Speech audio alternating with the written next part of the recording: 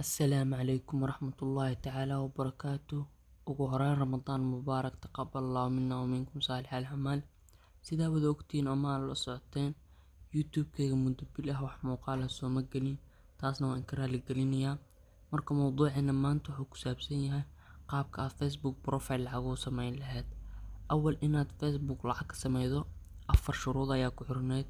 Shuruudda koowaad oo ah inuu page yahay, shuruudda labaad oo ah inuu 10,000 followers haysto, shuruudda saddexaad oo ah in 5 muuqaalo active ay yaaliin, shuruudda afaraad oo ah in 600,000 oo saacadood la daawado Facebook-gaaga muuqaaladii yaala. Marka hadda shirkadda Facebook ay fududeysay shuruudihii. Shuruuddii koowaad waxay ka dhigtay profile, shuruuddii labaad waxay ka dhigtay 5,000 followers, shuruudda saddexaad waa isla sideedii, waa 5 muuqaal, shuruuddii afraadna waxay ka dhigtay 60,000 oo saacadood oo daawasho kaliya. Marka daawasho wacan.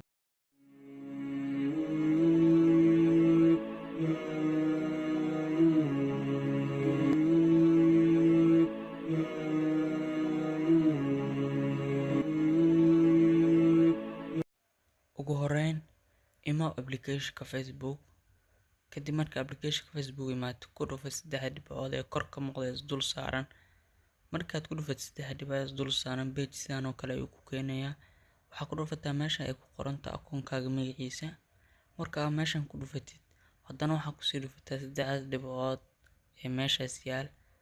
Marka ku dhufatid 3 dhibcood, saa u wada jeedaan waxaa lagu soo kordhiyay option-kan ay ku qoran tahay turn on professional mode.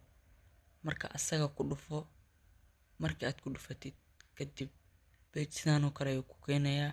wax information ayuu ku siinayaa. kadib waxaa dhahdaa turn on markaad dhahdid wuxuu ku tusayaa page-kaaga.